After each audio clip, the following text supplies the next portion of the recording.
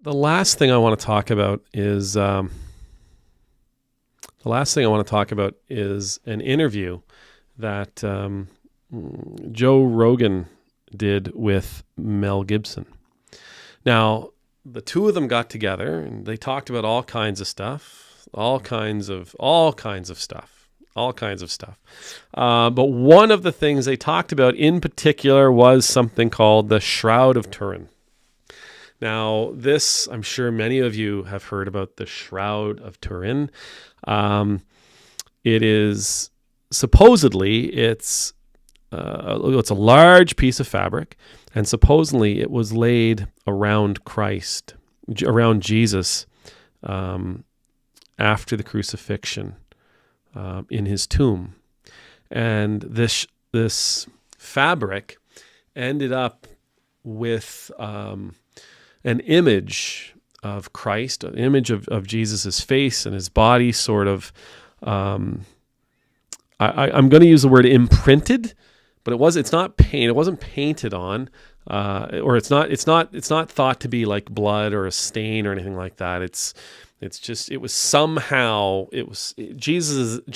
image was somehow transferred to this fabric, and this shroud ended up going from place to place from the time of Jesus's crucifixion and resurrection until it eventually ended up in Turin somewhere in like the 14th century.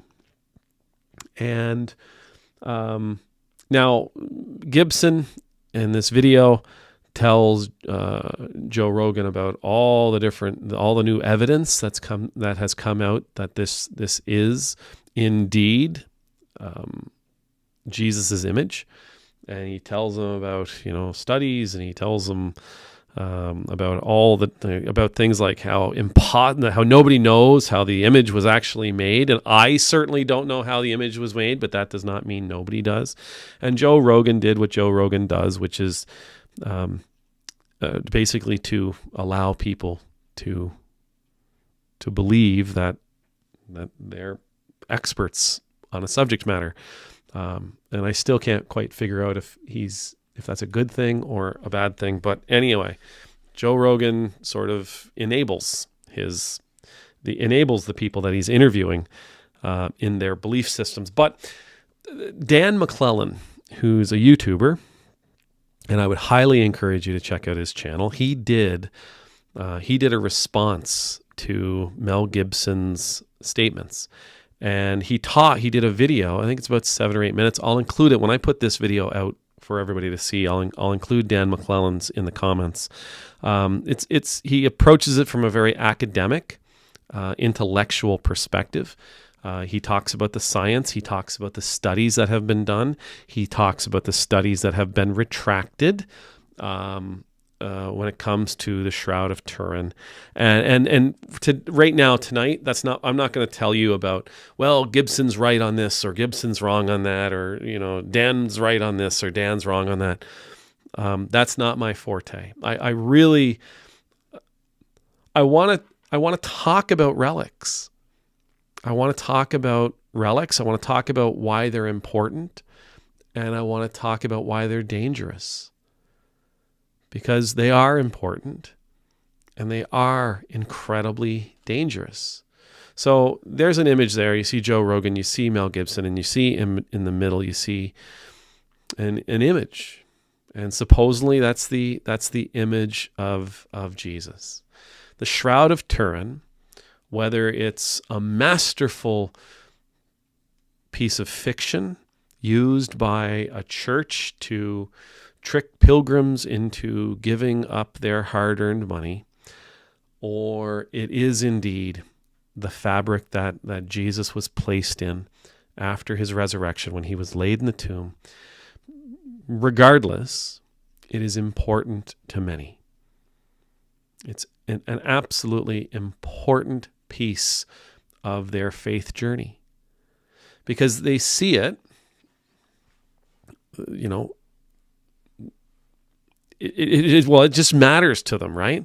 It matters to them. And I can't sit here actually and tell you, and this is why it's important to their faith. I can't, that's something that each individual would have to be able to describe for themselves. Why does the shroud matter to you? Some may say, well, it's because when I look at the Shroud of Turin, I think about the death of Jesus Christ. I think about the pain he suffered. I think about the torture he endured. I think about him hanging there on the cross. I think about the mocking of the soldiers. I think about how his disciples left him. Right? It's because of all of the things that the shroud reminds me of, and all of the things that the image of that man, all of the things that the image of that man brings back to me. And it makes me weep, and it makes me lament, and it makes me want to be a better person. And some may say, because now I know that piece of fabric that touched the flesh, that touched the skin, that touched the Messiah. And because of that shroud, I know Jesus was here. Because of that shroud, I know Jesus died. Because of that shroud, I know beyond any doubt at all that Jesus rose from the grave. That Jesus was resurrected, that Jesus ultimately did ascend, that Jesus was the Son of God. That shroud is proof. Now, there are many shrouds, and by that I mean relics. There are many articles, many physical things that Christians revere, that Christians look at and say, oh, that thing just, it makes my soul come alive. It helps me with my faith. I'm not a fan of relics. I have a difficult time believing that is the finger bone of Saint such and such, who once fought a 5-headed lion under a full moon in a high tide, and used his pinky. His pinky was the thing that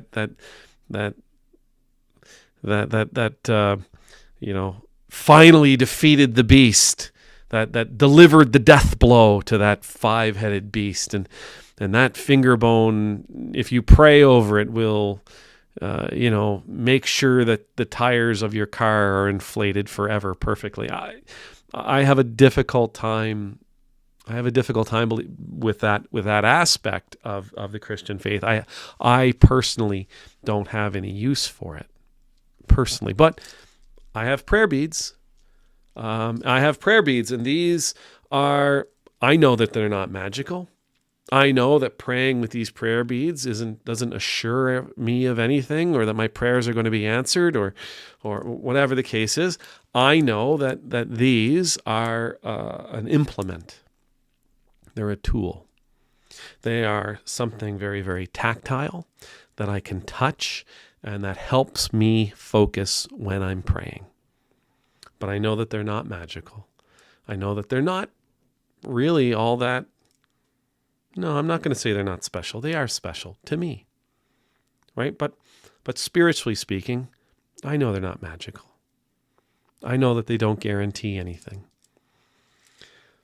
Relics can have a really, really, they can play a big role in our lives, in our faith lives, in our spiritual lives. And there's nothing wrong. Like I'm not going to tell you. I know how I am. I'm not terribly sentimental, but that doesn't mean they shouldn't be of value to you. If the Shroud of Turin is important to you, wonderful. It is. But my prayer would be that it's wonderful to you because of all that it makes you think on, all that it makes you feel. But in the same breath, relics, the Shroud of Turin, these different religious artifacts, they can be incredibly dangerous to our faith. Because,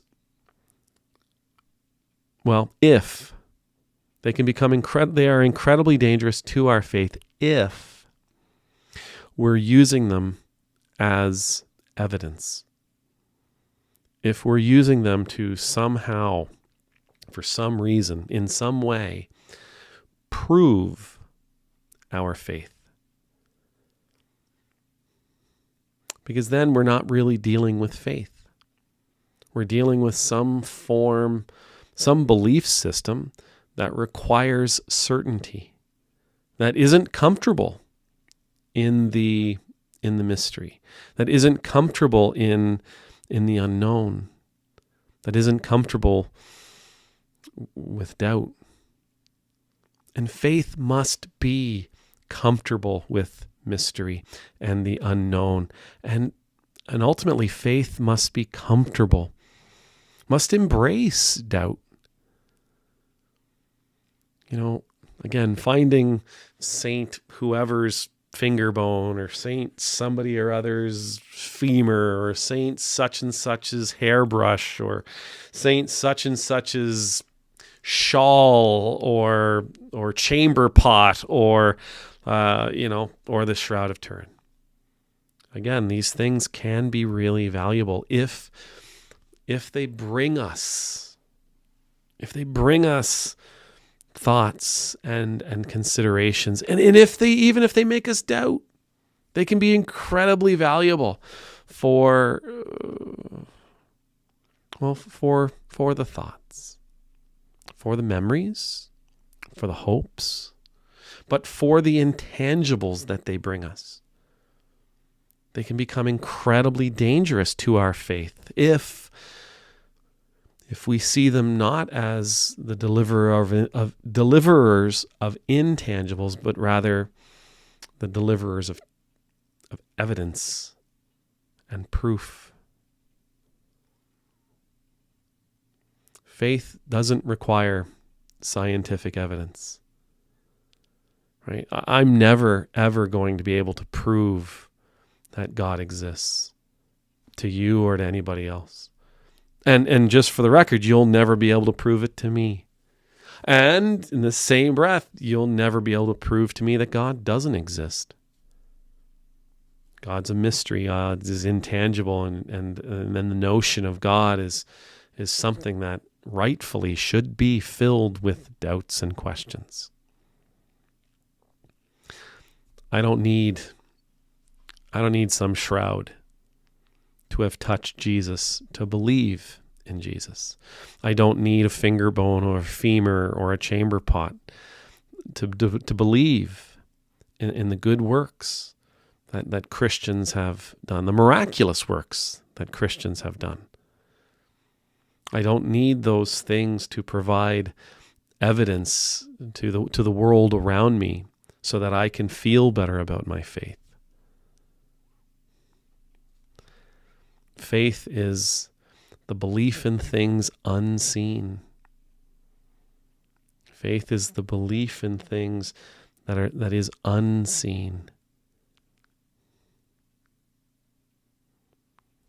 That's one of the reasons why it's so beautiful. It's one of the reasons why it's so important. It's one of the reasons why it's so life-giving. I don't really know. But I'm going to keep looking.